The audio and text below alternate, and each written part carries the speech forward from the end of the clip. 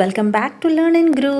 Today we are going to discuss Class 7 Social Science Chapter 7 Budget, the True Record of Development. അപ്പോൾ ഇതിൻ്റെ part 1 ഞാൻ already upload ചെയ്തിട്ടുണ്ട്. അപ്പോൾ അത് കാണാത്തവരുണ്ടെങ്കിൽ തീർച്ചയായും കാണണം. അതിൻ്റെ ലിങ്ക് ഞാൻ ഡിസ്ക്രിപ്ഷൻ ബോക്സിൽ ഇടുന്നതാണ്. അപ്പോൾ അതിൻ്റെ ബാക്കിയാണ് ഇന്ന് എടുക്കാൻ പോകുന്നത്. ഓക്കെ, അപ്പോൾ എന്താണ് നമ്മളിതിൻ്റെ ഫസ്റ്റ് പാർട്ടിൽ പറഞ്ഞിരിക്കുന്നത്? എക്സ്പെൻഡിച്ചർ അല്ലേ, എക്സ്പെക്റ്റഡ് എക്സ്പെൻഡിച്ചർ ആൻഡ് അൺഎക്സ്പെക്റ്റഡ് എക്സ്പെൻഡിച്ചറിനെ കുറിച്ചും പിന്നെ ഡെവലപ്മെൻറ്റൽ എക്സ്പെൻഡിച്ചറും നോൺ ഡെവലപ്മെൻറ്റൽ എക്സ്പെൻഡിച്ചർ എന്തൊക്കെയാണെന്ന് പഠിച്ചു അല്ലേ. ഇന്ന് നമ്മൾ പഠിക്കാൻ പോകുന്നത് പബ്ലിക് റവന്യൂ അഥവാ പൊതുവരുമാനത്തെക്കുറിച്ചാണ് പഠിക്കാൻ പോകുന്നത്. എന്താണ് നമുക്ക് നോക്കാം ഇതിൽ പറഞ്ഞിരിക്കുന്നത് എന്താണെന്ന്. ഓക്കെ, അപ്പോൾ അതിന് മുമ്പ് എൻ്റെ ക്ലാസ് നിങ്ങൾക്ക് ഹെൽപ്ഫുള്ളായി തോന്നുന്നുണ്ടെങ്കിൽ ഫ്രണ്ട്സായിട്ട് ഷെയർ ചെയ്യുക. And also do subscribe, support, comment, share. Public revenue. The government needs a huge amount of money for developmental and welfare activities. The public revenue is the wealth that government collect from various sources to satisfy this need. Okay, അപ്പോൾ ഈ ഗവൺമെൻറ്റിന് ഡെവലപ്മെൻറ്റലും and welfare ആക്ടിവിറ്റീസിനൊക്കെ വേണ്ടിയിട്ട് ധാരാളമായിട്ട് huge amount of money ആവശ്യമുണ്ട് അല്ലേ, വികസന പ്രവർത്തനങ്ങൾക്കൊക്കെ വേണ്ടിയിട്ട്. അപ്പോൾ ഈ ഒരു ആവശ്യങ്ങൾ നിറവേറ്റുന്നതിനായിട്ട് വിവിധ സ്രോതസ്സുകളിൽ നിന്നും സമാഹരിക്കുന്ന ധനമാണ് ഇതിനായിട്ട് ഉപയോഗിക്കുന്നത്. ഓക്കെ, അതിനെയാണ് എന്തെന്ന് വിളിക്കുന്നത്? പൊതുവരുമാനം. Okay, this as an important factors of government budget. Now think about the sources of revenue of the government. The government makes revenue from two major sources. Look at the chart given below. സർക്കാരിൻ്റെ വരുമാനം ഏതൊക്കെയാണെന്നൊന്ന് ആലോചിച്ച് നോക്കി നിങ്ങൾ.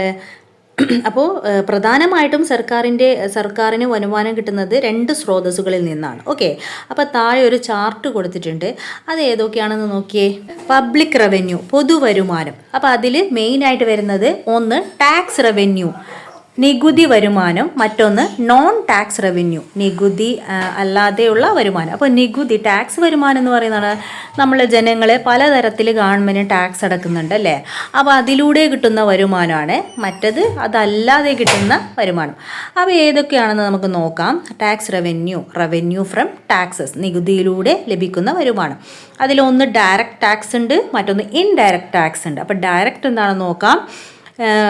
Direct tax is the tax remitted by the person on whom tax is levied.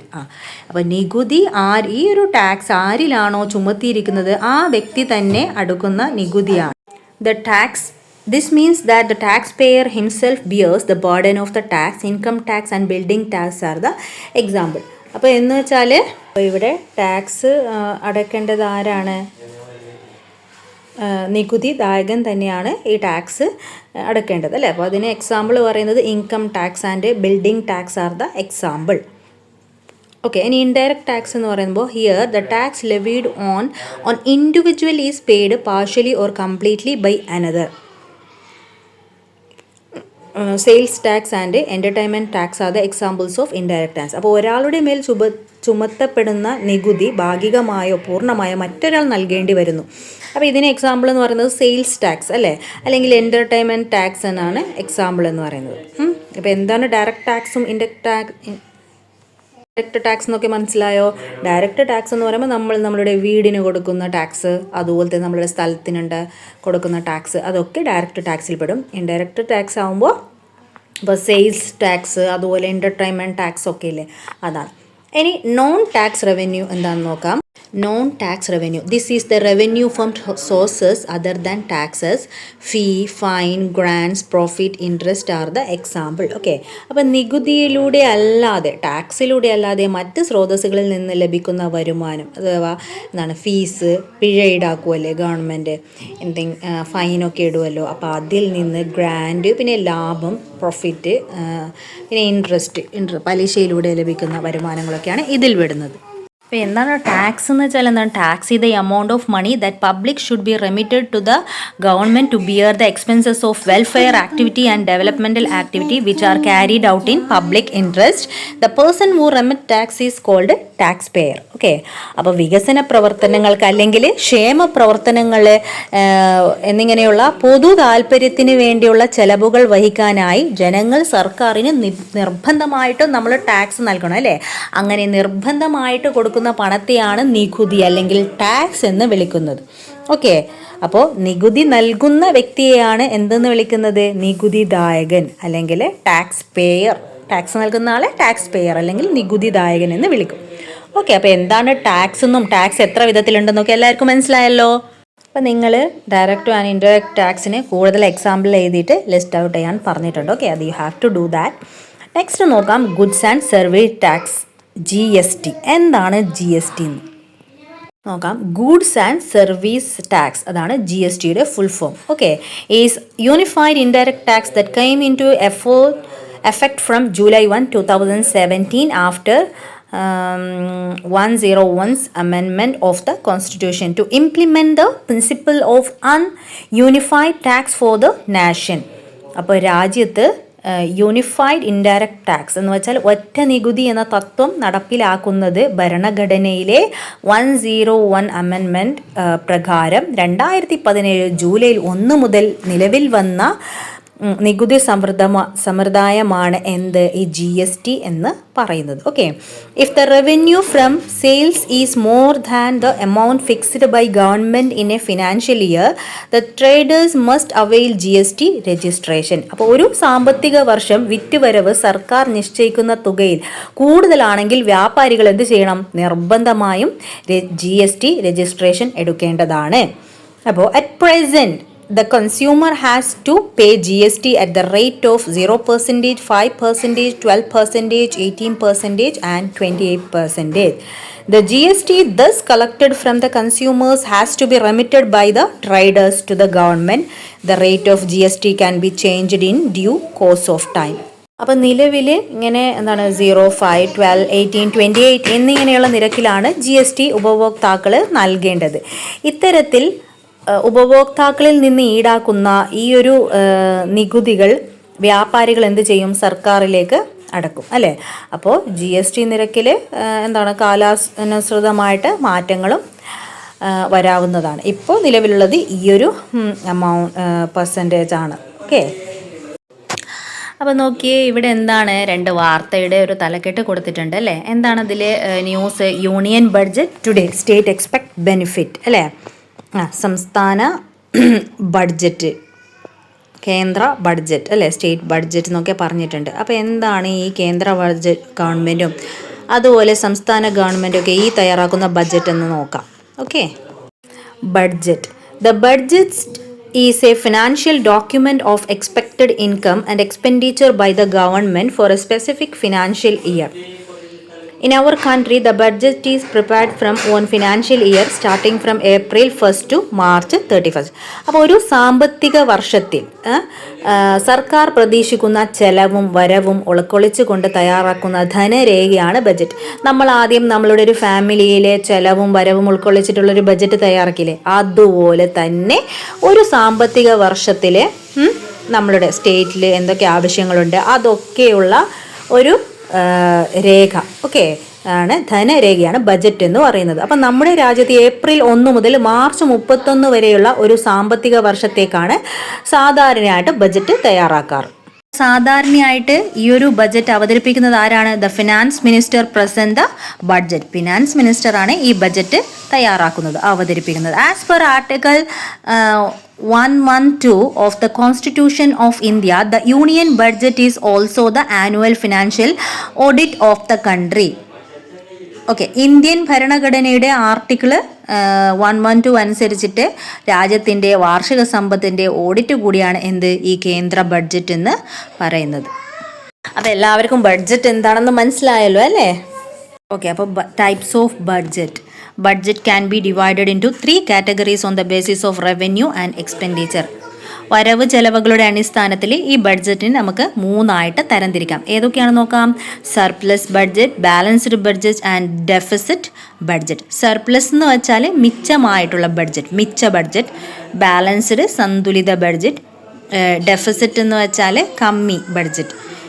അപ്പോൾ surplus എന്ന് വെച്ചാൽ ഇപ്പോൾ surplus budget എന്ന് വെച്ചാൽ എന്താണ്? മോർ ഇൻകം ലെസ് എക്സ്പെൻഡിച്ചർ അല്ലേ. ഇൻകം കൂടുതലാണ്, എക്സ്പെൻഡിച്ചർ കുറവാണ്. വരവ് കൂടുതലും ചിലവ് കുറവുള്ളതാണ് സർപ്ലസ് ബഡ്ജറ്റ് എന്ന് പറയുന്നത്. ബാലൻസ്ഡ് ബഡ്ജറ്റ് എന്ന് വെച്ചാൽ ഈക്വലാണ്. എന്താണ്? നമ്മളുടെ ഇൻകവും അതുപോലെ എക്സ്പെൻഡിച്ചറും ഈക്വലാണ്, വരവും ചിലവും ഈക്വലാണ്. ഇനി ഡെഫിസിറ്റ് ബഡ്ജറ്റ് എന്ന് പറയുമ്പോൾ less income more expenditure. Income less income more expenditure അല്ലേ. ഇൻകം വളരെ കുറവാണ് പക്ഷെ ചെലവ് കൂടുതലാണ്.